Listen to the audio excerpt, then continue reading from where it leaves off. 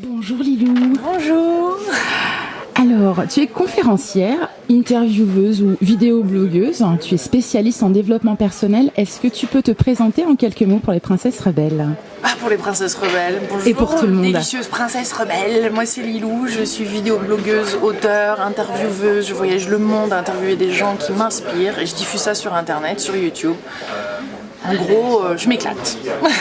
Et en espérant que ça inspire le plus grand nombre de personnes. Pour l'instant, il y a à peu près presque 35 millions de vues. 3000 vidéos de partage de gens qui sont passés du burn-out à l'expansion, à s'éclater dans la vie. Et je découvre tous les jours un peu plus. Notre potentiel est vraiment infini et grand, grand, grand. Pour nous toutes et tous.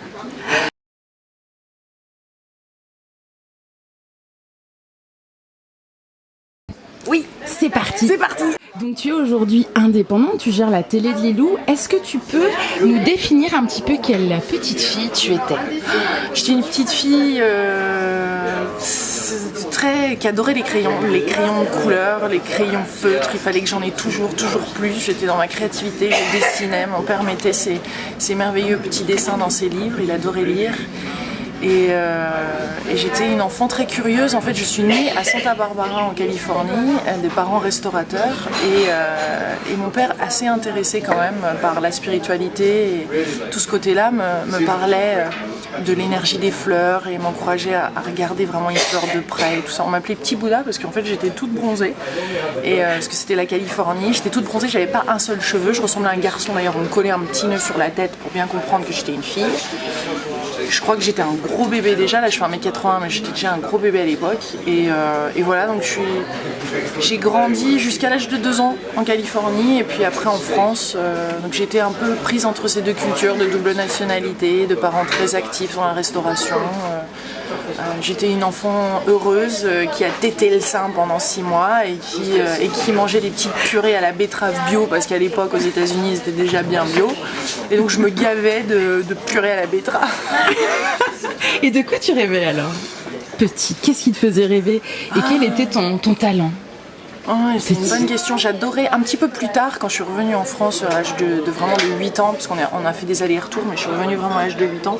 Là, c'était d'organiser des spectacles, c'était toujours des danses, c'était entertainment, donc c'est-à-dire rendre les gens joyeux, je sais pas, mettre en place des choses, des événements. Il fallait que je crée tout le temps et que un peu quand même leader, j'avais toujours envie j'avais une copine Géraldine, ma très bonne amie Géraldine, on était tout en farce et attrape, on avait envie de rigoler, de faire des farces, de faire des spectacles, de danser, on était des petites filles joyeuses et en même temps à cette même période, je suis revenue des États-Unis, donc ça a été une période très difficile parce qu'on m'a fait comprendre que j'avais pas trop ma place en France, que j'étais trop américaine, que j'étais trop, mes ailes étaient étendues trop grandes et c'est vrai qu'à ce moment-là, je me suis depuis l'âge de 8 ans, petit à petit, j'ai commencé à m'en renfermer et seulement maintenant, je commence à me réouvrir à la vie et à apprendre qu'il faut, et c'est notre devoir d'ouvrir nos ailes, c'est notre devoir de se laisser porter par la vie, de se laisser traverser par la lumière et d'oser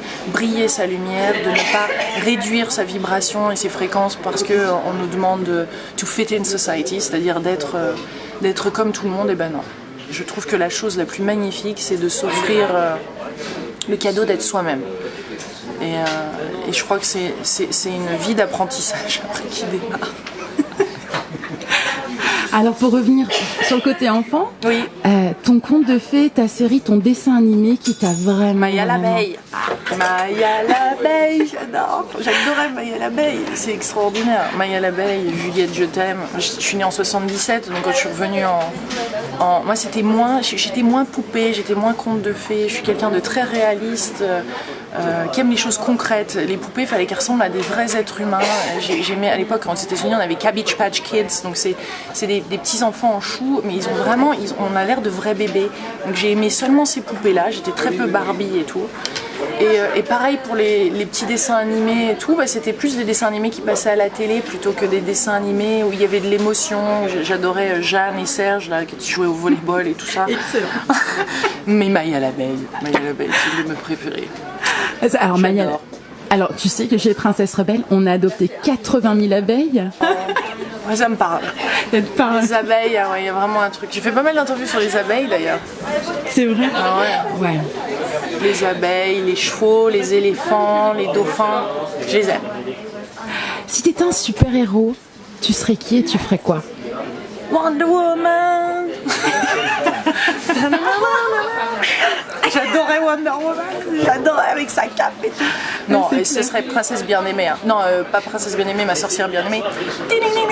Ah oui. J'adore. Et puis alors le coup de la baguette magique, la télétransportation, j'avoue que ça serait pratique. Parce qu'entre tous les vols que je prends, une petite télétransportation, là, ping, et arriver direct, ça me plairait bien.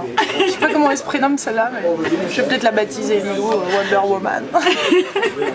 Vas-y, Lilou.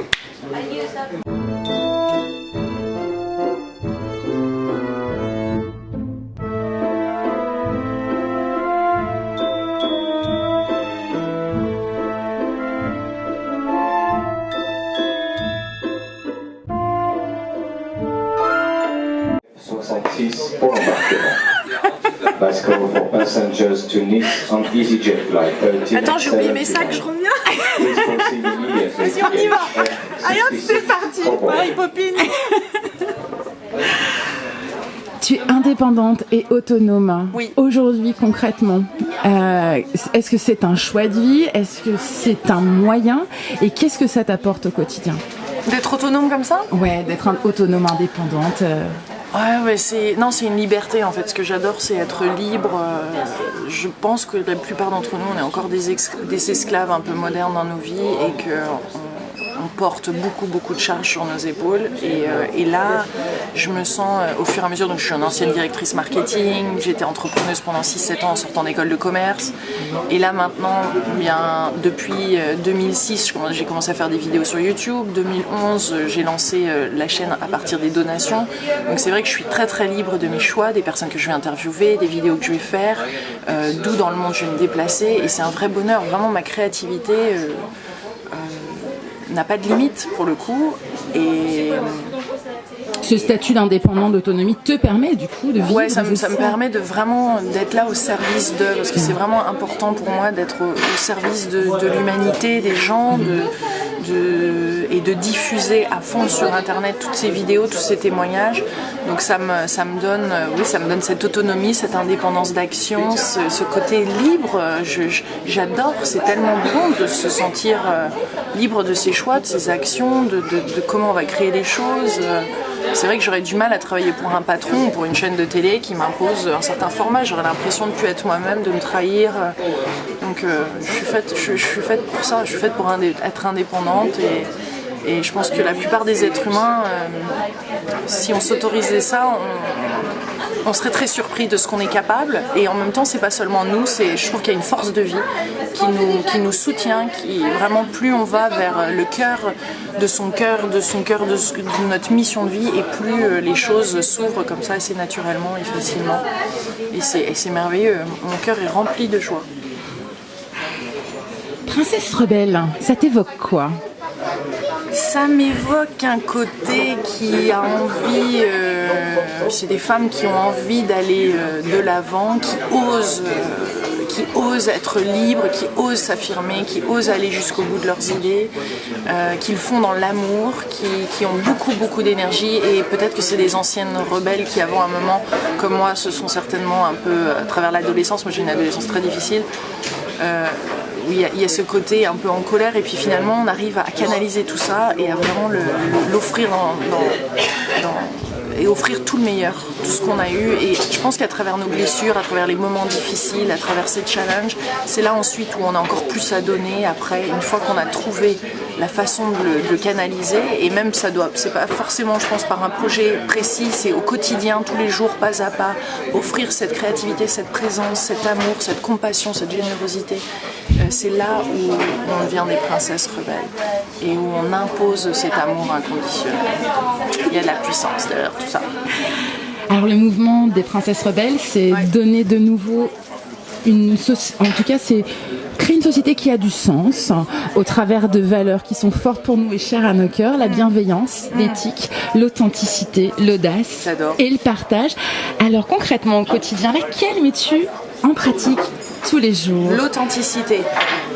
L'authenticité, j'ai trouvé que la vulnérabilité, le fait d'être soi-même, c'est la plus belle chose qu'on puisse offrir à quelqu'un d'autre et surtout à soi-même.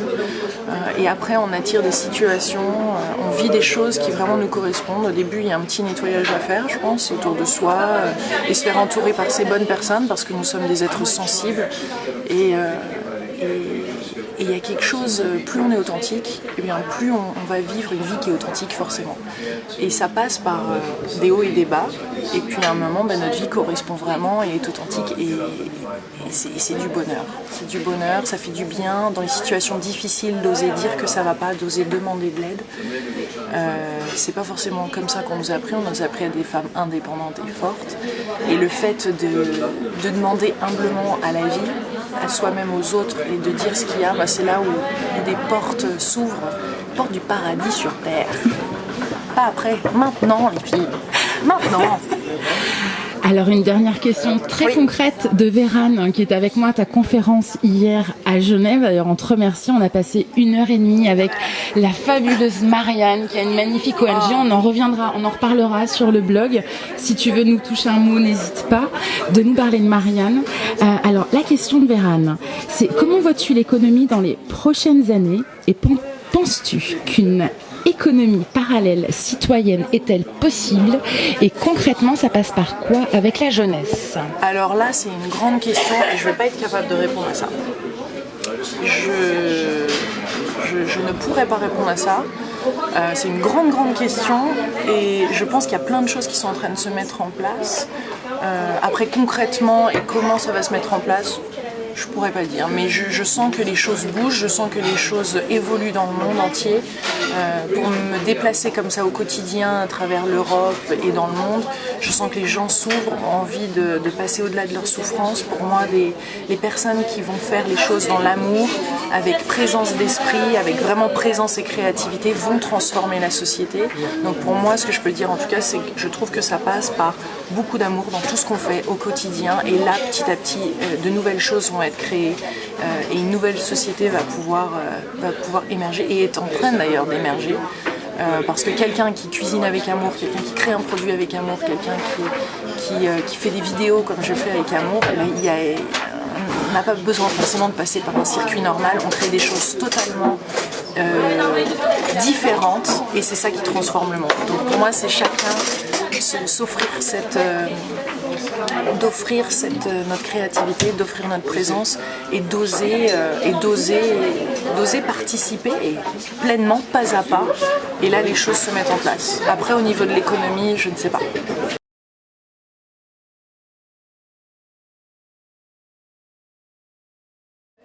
Donc, un petit mot pour nous conseiller. Je vous souhaite un joyeux défi des 100 jours si vous souhaitez y participer. Vraiment, je vous encourage pleinement parce que tout ça, ça passe par la pratique. Il faut pratiquer. Je vous retrouve sur la Ginzine. De toute façon, je vous souhaite plein de délicieuses co-créations, plein de bonheur et d'attirer à vous tout le succès que vous méritez, mes belles princesses rebelles. Gros bisous. Merci Lilou, au revoir.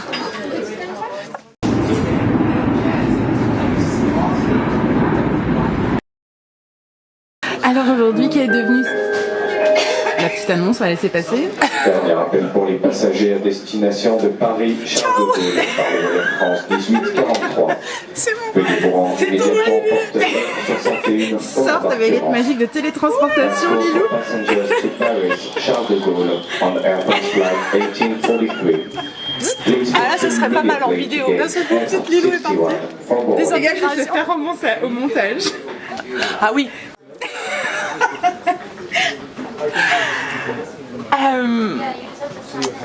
Alors aujourd'hui, tu es devenue totalement indépendante et autonome. Merci. Je regarde la caméra quand tu me poses la question, je sais jamais. Je regarde dans la caméra quand tu parles.